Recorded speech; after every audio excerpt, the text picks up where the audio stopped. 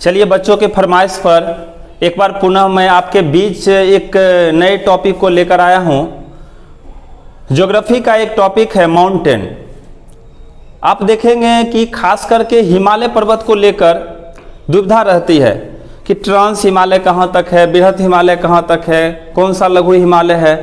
तो आज बच्चों के फरमाइश पर मैं जो चैप्टर लेकर आया हूं जिसका नाम है माउंटेन, पर्वत। तो पर्वत को बारी बारी से समझेंगे और इसकी स्थिति मैप पर देखेंगे। तो चलिए स्टार्ट करते हैं। सबसे पहले हम देखते हैं भारत की स्थिति। भारत में आप देखेंगे, भारत में सबसे दक्षिणतम बिंदु 6 डिग्री 4 मिनट पर अवस्थित है इंदिरा पॉइंट। इसके बाद आप उत्तर में देखेंगे, उत्तर में है इंदिरा कॉल, जम्मू कश्मीर में अवस्थित। सबसे यदि पूर्वी बिंदु देखते हैं 97 डिग्री 25 मिनट पर अवस्थित है किबुथु बालंगू, अरुणाचल प्रदेश में। और उसके बाद सबसे पश्चिमी बिंदु देखते हैं गुजरात में है गौरमोता। तो ये भारत देश की चौहद्दी है, पूर्व पश्चिम उत्तर दक्षिण, इसके बीच अपना भारत अवस्थित है। अब देखिए आज का जो हमारा चैप्टर है माउंटेन, माउंटेन से आप देखेंगे यूपीएससी में बहुत सारे प्रश्न पूछे जाते हैं, बीपीएससी में प्रश्न पूछा जाता है, फिर आप देखेंगे एसएससी, रेलवे, ग्रुप डी, हर जगह माउंटेन से बहुत सारे प्रश्न होते हैं। तो आज बारीकी से उसको क्लियर करना है। चलिए स्टार्ट करते हैं। सबसे पहले आपको लिए चलता हूँ हिमालय पर्वत के तरफ। आप जानते हैं कि भारत देश में हिमालय पर्वत का विस्तार उत्तर की तरफ है। तो देखिए हिमालय पर्वत का विस्तार आप देख सकते हैं सबसे ऊपर उत्तर। अब देखिए इसमें आप गौर करेंगे कि हिमालय पर्वत एक चाप के समान, हिमालय पर्वत एक चाप के समान भारत में फैला हुआ है। तो आप देखेंगे हिमालय पर्वत की पश्चिमी सीमा देखेंगे, पश्चिमी सीमा आप उठाएंगे तो जहां पर हिंदू कुश पर्वत और कुनलून पर्वत, चाइना के तरफ कुनलून पर्वत है और अफगानिस्तान में हिंदू कुश पर्वत है। और भारत का जो है ट्रांस हिमालय का भाग ये यहां पर मिलता है। यहां आप देखेंगे पामीर का पठार है, ठीक है। पामीर का पठार जो है वो 3 श्रेणियों को एक साथ मिलाने का काम करता है। यहीं से अपना हिमालय का प्रारंभ होता है। हिमालय में सबसे पहले हम देखेंगे, आप देखेंगे पहला जो है ट्रांस हिमालय, सबसे पहला है ट्रांस हिमालय जिसको हम समझेंगे। इसका ही नाम है तिब्बतियन हिमालय। ये हिमालय का वैसा हिस्सा है जो बहुत पुराना है, सबसे पुराना भाग है ट्रांस हिमालय, जिसकी सीमा प्रारंभ होती है पामीर के गांठ से, पामीर के पठार से। तो आप देखेंगे हिमालय को ऐसे समझ सकते हैं, हिमालय को उत्तर से दक्षिण, उत्तर नॉर्थ से साउथ की तरफ आना है। उत्तर से दक्षिण में सबसे जो हिमालय का ऊपरी हिस्सा है, हिमालय का जो ऊपरी हिस्सा है, ठीक है, वो है ट्रांस हिमालय। आप देखें केवल और केवल जम्मू कश्मीर में। तो हिमालय का जो पहला पार्ट है आपका ट्रांस हिमालय, तिब्बतियन हिमालय जिसको बोलते हैं तिब्बतियन हिमालय, इसकी शुरुआत, इसकी पश्चिमी सीमा कहाँ है? तो पामीर के पठार, पामीर का पठार, जहाँ चाइना के तरफ से कुनलून पर्वत और अफगानिस्तान के तरफ हिंदू कुश पर्वत दोनों मिलती है, यहाँ से पर्वत स्टार्ट होता है। अब देखिए तो ट्रांस हिमालय जो है हिमालय पर्वत का सबसे उत्तरी भाग। आप देखिए इसमें कौन कौन सी श्रेणी है। आप देखेंगे पर्वत जो होता है कई श्रेणियों में बटा हुआ है, कई श्रृंखलाएं होती है। तो देखिए जम्मू कश्मीर में आप यहां पर देखिए ट्रांस हिमालय केवल और केवल जम्मू कश्मीर में है। तो जम्मू कश्मीर में सबसे ऊपर जो यहां आप देख रहे हैं यह है काराकोरम श्रेणी। तो ट्रांस हिमालय की एक श्रेणी काराकोरम श्रेणी। दूसरी श्रेणी आप देखिए यहां पर नीचे जम्मू कश्मीर में ही अवस्थित है, ये लद्दाख श्रेणी। तो पहला काराकोरम, दूसरा लद्दाख श्रेणी। आप तीसरी श्रेणी देखिए, तीसरी श्रेणी ये काफी लंबी है, जास्कर श्रेणी, जो पामीर के गांठ तक है। तो आप देख सकते हैं ये तीनों श्रेणी, इस तीनों श्रेणी को आप यदि मिला दें, ठीक है, तो ये जो भाग बनता है ये हिमालय का सबसे उत्तरी भाग है, इसी को ट्रांस हिमालय बोला गया है। तो अध्ययन के दृष्टिकोण से हिमालय पर्वत को 4 भागों में बांट लिया गया है। सबसे पहला भाग जिसको आप ट्रांस हिमालय या तिब्बतियन हिमालय बोलते हैं, ये सबसे ऊपर है, सबसे उत्तर में है, जिसमें काराकोरम, लद्दाख और जास्कर 3 श्रेणियां आती है। चलिए, कई बार क्या होता है कि पर्वतों की चोटी के बारे में पूछ लिया जाता है, तो ये भी देख लेते हैं। काराकोरम में आप देखेंगे, काराकोरम में जो सबसे ऊंची चोटी है वो है K2, जिसकी ऊंचाई है 8611 मीटर। इसके बाद दूसरा देखिए लद्दाख, दूसरी श्रेणी ट्रांस हिमालय की दूसरी श्रेणी है लद्दाख। अब देखिए लद्दाख की सर्वोच्च चोटी है यहाँ पर राकापोसी, जिसकी ऊंचाई 7766 मीटर है। इसके बाद आप देखिए जो तीसरी श्रेणी है ये है जास्कर श्रेणी, और जास्कर श्रेणी जिसकी सर्वोच्च चोटी कामेत है। तो इस प्रकार से, हाँ, एक चीज और जान लेना आवश्यक है यहाँ पर। देखिए ये जो लद्दाख श्रेणी है, लद्दाख श्रेणी को आप यहाँ पर, यहाँ से अपना भारत देश समाप्त होता है, बॉर्डर है, तो आप तिब्बत में चले जाएंगे, लद्दाख का ही भाग जो तिब्बत में है उसको बोलते हैं कैलाश श्रेणी। तो ट्रांस हिमालय में काराकोरम, लद्दाख, जास्कर और कैलाश 4 श्रेणियां हैं ये ट्रांस हिमालय में। इसके बाद आप देखेंगे दूसरी श्रेणी जो हिमालय की है, हिमालय का दूसरा हिस्सा यहाँ पर देख सकते हैं, ये है बृहत हिमालय, जिसको हिमाद्री बोलते हैं। तो हिमाद्री को आप देखेंगे, हिमाद्री के बारे में जानेंगे। इसकी पश्चिमी सीमा, तो पश्चिमी सीमा कहाँ से प्रारंभ होती है? जम्मू कश्मीर में एक पर्वत है जिसका नाम है नंगा पर्वत। यहाँ पर आप स्थिति देख सकते हैं, जहाँ से जास्कर समाप्त होता है, ये है आपका नंगा पर्वत।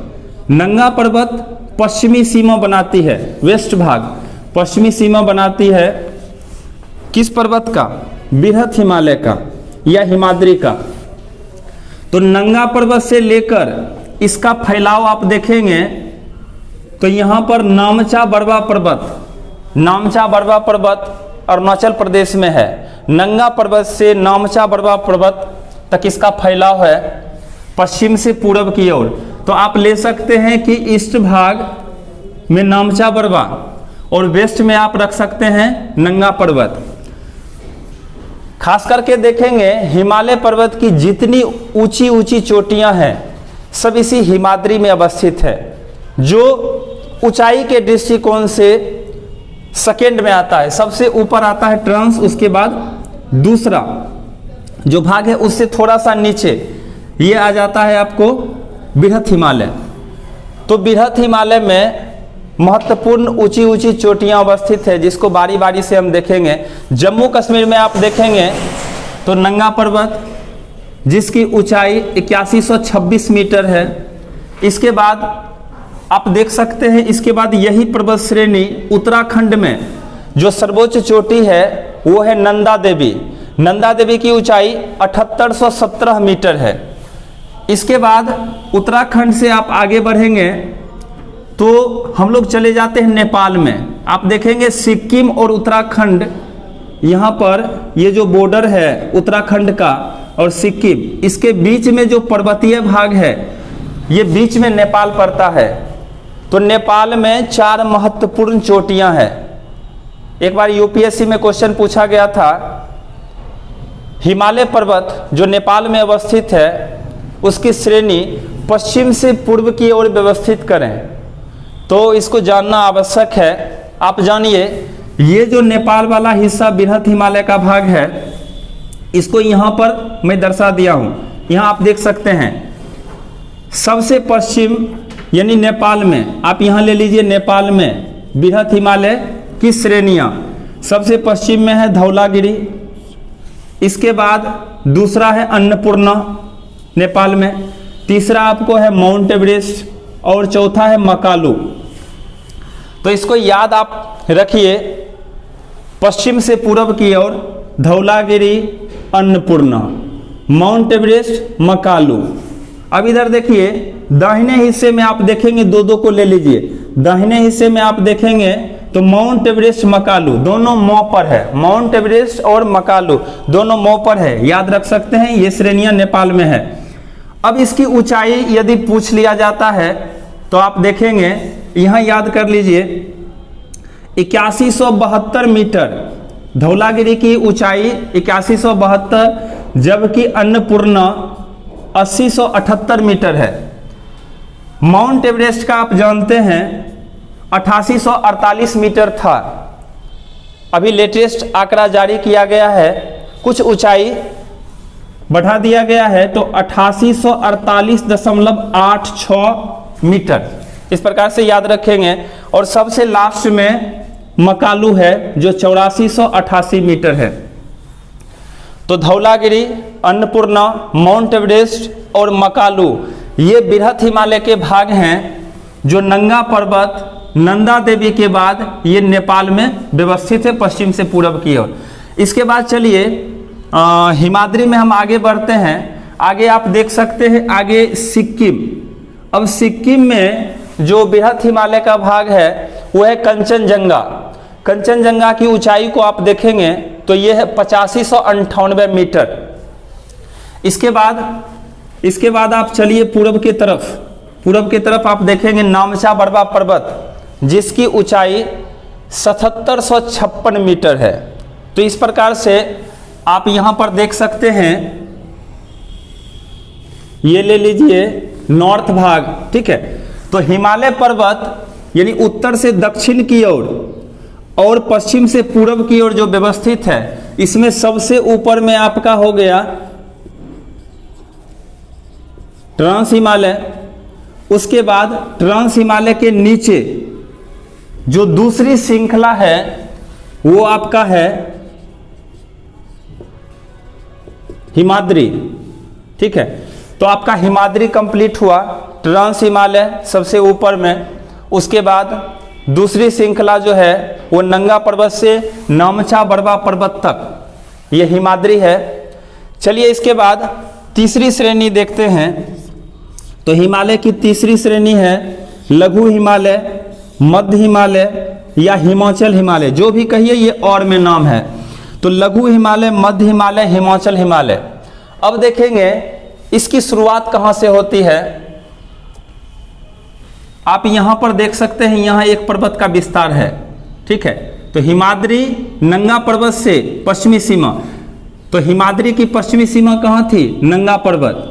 अब इसकी पश्चिमी सीमा कहाँ है, यह है पीरपंजाल श्रेणी, ठीक है। आप देखेंगे खास करके ये लघु हिमालय, मध्य हिमालय या हिमाचल हिमालय में मुख्य रूप से दो पर्वत श्रेणियां आती हैं। एक पर्वत श्रेणी जिसको आप यहां पर देख रहे हैं ये पीरपंजाल है, और दूसरी पर्वत श्रेणी जिसका विस्तार खास करके उत्तराखंड में है, कुछ भाग हिमाचल प्रदेश में है, ये दूसरी है धौलाधर श्रेणी। तो पीरपंजाल श्रेणी और धौलाधर श्रेणी, तो धौलाधर श्रेणी को देखेंगे उत्तराखंड से लेकर असम घाटी तक फैला हुआ है, तो इसका भी विस्तार पूर्व की तरफ है, ठीक है। तो ये हो गई ये तीसरी श्रेणी, ठीक है। इसके बाद सबसे लास्ट में लेते हैं शिवालिक हिमालय। तो सबसे ऊपर में ट्रांस हिमालय केवल जम्मू कश्मीर में। उसके बाद हिमाद्री ले लिए, तो हिमाद्री आपका स्टार्ट कहाँ से हुआ, जम्मू कश्मीर में नंगा पर्वत से और चला गया नामचा बरवा पर्वत तक, बीच में नंदा देवी, फिर क्या कहते हैं कि धौलागिरी, अन्नपूर्णा, माउंट एवरेस्ट, मकालू ये नेपाल में, और उसके आगे आप देख सकते हैं कंचनजंगा सिक्किम में, उसके आगे नामचा बरवा, ये आपका हिमाद्री था। तीसरी श्रेणी लघु, मध्य या हिमाचल हिमालय। तो तीसरी श्रेणी भी हम देख लिए, इसमें मुख्य रूप से दो ही श्रेणियां हैं, लघु, मध्य या हिमाचल की दो श्रेणियां मुख्य रूप से है। एक आपका पीरपंजाल है और दूसरा धौलाधर है। पीरपंजाल श्रेणी जम्मू कश्मीर में अवस्थित है और धौलाधर कुछ भाग हिमाचल में है, बाकी उत्तराखंड से लेकर असम घाटी तक ये फैला हुआ है, ये धौलाधर श्रेणी। ठीक है, सबसे लास्ट में देखते हैं शिवालिक। अब देखिए शिवालिक श्रेणी के बारे में जानिए। शिवालिक श्रेणी में आप देखेंगे बिहार में पश्चिम चंपारण एक ऐसा जिला है जहां पर हिमालय श्रेणी का विस्तार है, तो उसमें से शिवालिक का ही विस्तार है। सोमेश्वर की पहाड़ी, एक ही तो पर्वत है सोमेश्वर की पहाड़ी, जिसको आप देखेंगे पश्चिम चंपारण बिहार में अवस्थित है। तो इसका फैलाव हम देखते हैं सबसे लास्ट में, सबसे ऊपर में ट्रांस हिमालय और सबसे नीचे सबसे दक्षिणी हिस्से में आप लेंगे ऊंचाई के दृष्टिकोण से, सबसे नीचे में आ जाएगा शिवालिक, सबसे नीचे में शिवालिक श्रेणी। शिवालिक श्रेणी की शुरुआत कहां से होती है, तो इसकी पश्चिमी सीमा आप देखेंगे, वेस्ट भाग जो है ये पाकिस्तान से स्टार्ट होता है, यहां पर लिखा हुआ ये आपकी पश्चिमी सीमा रह गई 4 नंबर। तो पोतबार बेसिन पाकिस्तान में आता है, पोतबार बेसिन।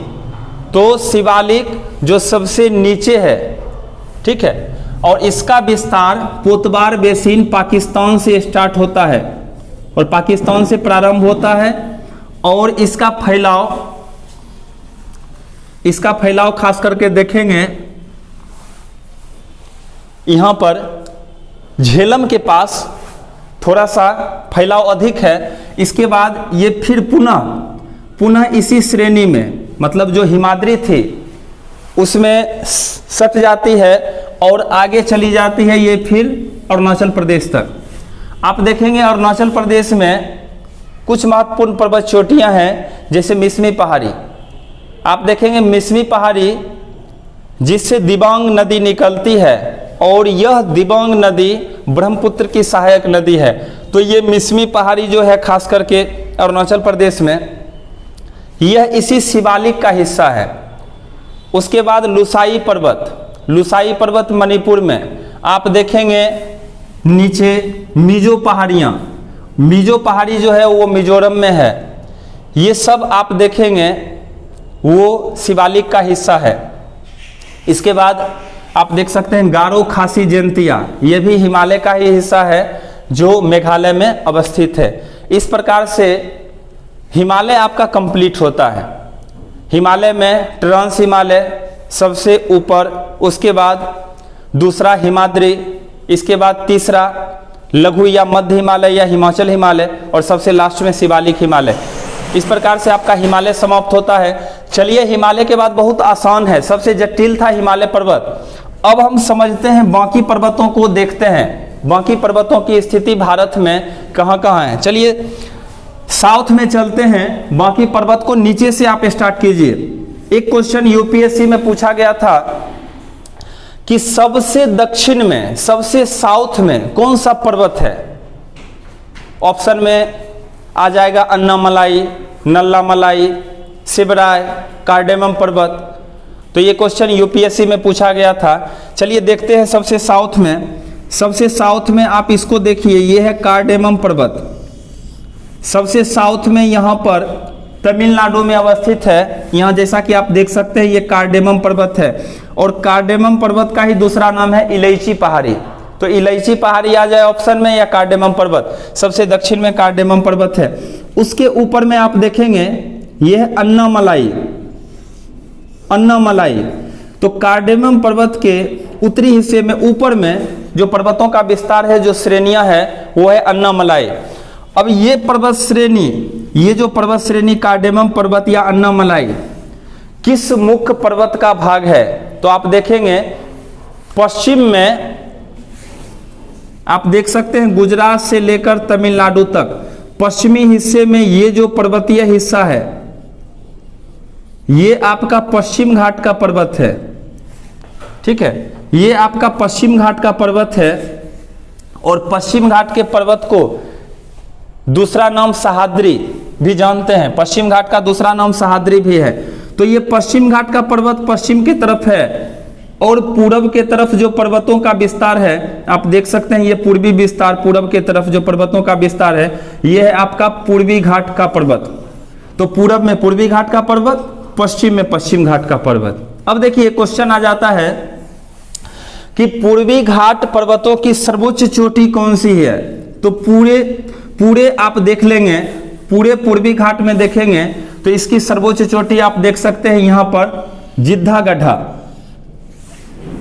पहले महेंद्रगिरी हुआ करता था, अभी वर्तमान में पूर्वी घाट की सर्वोच्च चोटी है जिद्धा गढ़ा, जिसकी ऊंचाई 1690 मीटर है। ठीक है, अब आप देखिए पश्चिम घाट में जो गुजरात से लेकर तमिलनाडु तक फैला हुआ है, ये पश्चिम घाट का पर्वतीय भाग। ठीक है, तो इसकी सर्वोच्च चोटी कौन सी है, कई बार एग्जाम में आया है, बीपीएससी के एग्जाम में, एसएससी रेलवे के एग्जाम में आया है। तो इसको देख लीजिए, पश्चिम घाट का पर्वतीय भाग, तो इसकी सर्वोच्च चोटी है अनाईमुद्दी, ये 2695 मीटर ऊंचाई। तो पश्चिम घाट की सर्वोच्च चोटी अनाईमुद्दी है। अब इसको भी डिस्ट्रीब्यूट करके पश्चिम घाट पर्वत को भी दो बराबर भागों में बांटकर कई बार क्वेश्चन पूछा गया है। तो आप समझ सकते हैं पश्चिम घाट का दूसरा नाम है सहाद्री। सहाद्री पर्वत को दो बराबर भागों में बांटा गया है, एक उत्तरी सहाद्री, एक दक्षिणी सहाद्री। उत्तरी सहाद्री की सर्वोच्च चोटी है कालसूबाई, उत्तरी सहाद्री की सर्वोच्च चोटी कालसूबाई है, इसकी ऊंचाई है 1646 मीटर। तो अब देखिए आपका पूर्वी घाट हो गया, पूरब के तरफ पूर्वी घाट, पश्चिम के तरफ पश्चिमी घाट का पर्वतीय भाग। पूर्वी घाट की सर्वोच्च चोटी जिद्धा गढ़ा 1690 मीटर, पश्चिम घाट की सर्वोच्च चोटी अनाईमुद्दी 2695 मीटर। और पूर्वी घाट और पश्चिम घाट पर्वत को जो पर्वत जोड़ने का काम करता है, जो बीच में अवस्थित है, यह है आपका नीलगिरी। यह है आपका नीलगिरी, नीचे लिखा हुआ है, आप देख सकते हैं नीलगिरी। और नीलगिरी की सर्वोच्च चोटी है डोडा बेटा, यह भी एग्जाम में कई बार पूछा जा चुका है, आप देख सकते हैं 2637 मीटर। तो पूर्वी घाट पर्वत और पश्चिम घाट पर्वतों को जो जोड़ने का काम करती है, पूर्वी घाट और पश्चिम घाट पर्वतों को जो पर्वत जोड़ने का काम करती है, जो बीच में अवस्थित है, यह है नीलगिरी पर्वत, जिसकी सर्वोच्च चोटी डोडा बेटा है 2637 मीटर। तो इस प्रकार से इसको देख लिए। अब देखिए पूर्वी घाट में एक बार पूछा गया था सीडीएस में क्वेश्चन, ये पूर्वी घाट में कुछ श्रेणियां हैं जिसको उत्तर से दक्षिण की ओर व्यवस्थित करने के लिए दिया गया था। कुछ महत्वपूर्ण श्रेणियां देख लीजिए। अब यहां आप देख रहे होंगे पूर्वी घाट की श्रेणी है नल्ला मलाई, पूर्वी घाट की ही श्रेणी है जवादी, पूर्वी घाट की ही श्रेणी है सेबराय पर्वत। अब देखिए इसकी स्थिति सबसे ऊपर में, पूर्वी घाट में सबसे ऊपरी भाग नॉर्थ के तरफ नल्ला मलाई है, उसके बाद है जवादी, और फिर नीलगिरी के आसपास ये समानांतर देखेंगे तो नीलगिरी के समानांतर आता है, और कुछ पर्वतीय भाग सेबराय का नीलगिरी से नीचे भी है, समानांतर स्थिति नीलगिरी। तो ये है सेबराय पर्वत। तो ये पूर्वी घाट की कुछ श्रेणियां थी, सेबराय, जवादी, नल्ला मलाई। अब चलिए हम आपको ऊपर लिए चलते हैं। तो अब हम पश्चिम घाट के पर्वतीय भाग को समझ चुके हैं, पूर्वी घाट के पर्वतीय भाग को समझ चुके हैं, इसकी महत्वपूर्ण श्रेणी को आपने देख लिया। अब हम ऊपर चलते हैं। ऊपर में आप देखिए सबसे पहले आ जाते हैं इधर, आप ध्यान दीजिए जहां पर बिहार और झारखंड है, इस जगह पर बिहार और झारखंड है। बिहार और झारखंड दोनों में एक पर्वत का विस्तार है जिसका नाम है राजमहल की पहाड़ियां। ये देखिए यहां पर लिखा हुआ है राजमहल की पहाड़ियां। तो बिहार और झारखंड जो पर्वतीय भाग दोनों में है, यह है राजमहल की पहाड़ियां। अब देखिए बीच में आप देखेंगे मध्य प्रदेश में खास करके दो पर्वतों का विस्तार है। मध्य प्रदेश में, मुख्य रूप से मध्य प्रदेश में है, दो पर्वतों का विस्तार है। आप ऊपर में देखिए, ऊपर का जो ये पर्वतीय भाग है यहां तक फैला हुआ, यह है विंध्य पर्वत, और नीचे का जो पर्वतीय भाग है यह है सतपुरा की पहाड़ी। अब देखेंगे विंध्य पर्वत किन किन राज्यों में फैला हुआ है, इसको भी समझ लीजिए। तो मुख्य रूप से तो मध्य प्रदेश में है, लेकिन आप देखेंगे कुछ भाग गुजरात में आ जाता है, ठीक है, कुछ भाग गुजरात में है, उसके बाद मध्य प्रदेश में आता है, इसके बाद आप देखेंगे थोड़ा सा हिस्सा छत्तीसगढ़ में भी आता है, और बिहार और यूपी तक ये फैलाव है। तो विंध्य पर्वतों का फैलाव आप देख सकते हैं गुजरात, मध्य प्रदेश, मुख्य रूप से मध्य प्रदेश, कुछ भाग छत्तीसगढ़ में, फिर बिहार और यूपी में भी इसका फैलाव है। अब विंध्य पर्वत की सर्वोच्च चोटी है अमरकंटक। विंध्य पर्वत की सर्वोच्च चोटी है अमरकंटक। आप देखेंगे तो अमरकंटक से तीन तीन नदियां निकलती है, जो एग्जाम में कई बार पूछे गए हैं। अमरकंटक से तीन तीन नदियां निकलती है, एक नर्मदा नदी, दूसरा सोन नदी और तीसरा महानदी। महानदी आप जानते हैं, महानदी सीधे बंगाल की खाड़ी में जाकर गिरती है। आप सोन नदी के बारे में भी जानते हैं, जो गंगा की सहायक है, गंगा में जाकर मिल जाती है। और नर्मदा नदी के बारे में जानते हैं, जो सतपुड़ा और विंध्य पर्वत के बीच से निकलती है और ये अरब सागर में आकर गिर जाती है। तो तीन नदी जो तीन तरफ जाती है, नर्मदा अरब सागर में आती है, सोन नदी गंगा में मिल जाती है और महानदी बंगाल की खाड़ी में गिरती है। तीनों का उद्गम स्रोत जो है अमरकंटक है। सर्वोच्च चोटी किसकी? विंध्य की सर्वोच्च चोटी अमरकंटक, जिसकी ऊंचाई 3438 मीटर है। अमरकंटक की ऊंचाई 3438 मीटर। तो चलिए इसके बाद हम चलते हैं सतपुड़ा श्रेणी में। सतपुड़ा श्रेणी देखिए, इसका भी मुख्य रूप से विस्तार मध्य प्रदेश में है। मध्य प्रदेश, थोड़ा सा गुजरात, फिर मध्य प्रदेश के बाद छत्तीसगढ़ और थोड़ा सा हिस्सा महाराष्ट्र में आ जाता है। तो इसका देखेंगे सतपुड़ा का पर्वतीय भाग गुजरात एक राज्य हो गया, दूसरा मध्य प्रदेश में फैलाव है, तीसरा महाराष्ट्र में, और इसके बाद देख सकते हैं छत्तीसगढ़ में कुछ हिस्सा है। अब देखेंगे तो इस प्रकार से आपका विंध्य पर्वत और सतपुड़ा पहाड़ी। सतपुड़ा की सर्वोच्च चोटी है धूपगढ़, ये कई बार एग्जाम में पूछा गया है। सतपुड़ा की सर्वोच्च चोटी है धूपगढ़, जिसकी ऊंचाई है 1350 मीटर। यह भी जानना आवश्यक हो जाता है। तो मध्य प्रदेश में मुख्य रूप से दो पर्वत श्रेणियों के बारे में हम लोग पढ़ चुके हैं। एक आपका विंध्य पर्वत हो गया, दूसरा सतपुड़ा हो गया। ठीक है, इसका फैलाव किन किन राज्यों में है आप लोग जान चुके हैं। चलिए आगे बढ़ते हैं। आगे देख लीजिए एक मैकाल पर्वत। मैकाल पर्वत की स्थिति जो है ये मध्य प्रदेश और छत्तीसगढ़ के बॉर्डर पर है। कुछ हिस्सा मैकाल पर्वत का मध्य प्रदेश में भी पड़ता है, कुछ छत्तीसगढ़ में।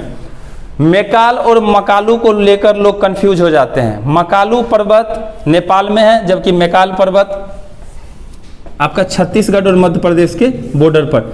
चलिए यहां तक कंप्लीट हुआ। अब चलिए एक आपका छूट रहा है यहां पर अरावली। अरावली आप जानते हैं जिसका विस्तार मुख्य रूप से राजस्थान में है, लेकिन केवल और केवल यह राजस्थान में नहीं है। आप देखेंगे इसका फैलाव भी गुजरात में कुछ हिस्सा है, मुख्य भाग राजस्थान में है, इसके बाद हरियाणा और दिल्ली में भी अवस्थित है। तो अरावली पर्वतों का विस्तार भी गुजरात, राजस्थान, दिल्ली और हरियाणा। इसमें आप देखेंगे अरावली की सर्वोच्च चोटी कौन सी है? तो इसकी सर्वोच्च चोटी है गुरु शिखर, जिसकी ऊंचाई 1722 मीटर है। तो आप देख सकते हैं इस प्रकार से ऊपर में हिमालय पर्वत के बारे में आपने देखा, नीचे पश्चिम घाट, पूर्वी घाट, मैकाल पर्वत, सतपुड़ा, विंध्य पर्वत। तो जो भी एग्जाम में क्वेश्चन पूछे जाते हैं, इसी पर्वत श्रेणियों से क्वेश्चन पूछे जाते हैं। या तो मुख्य चोटी पूछा जाता है या पर्वतों की स्थिति देश में कहाँ है। फिर मिलते हैं नेक्स्ट टॉपिक को लेकर। चलिए बहुत बहुत धन्यवाद, बहुत बहुत धन्यवाद।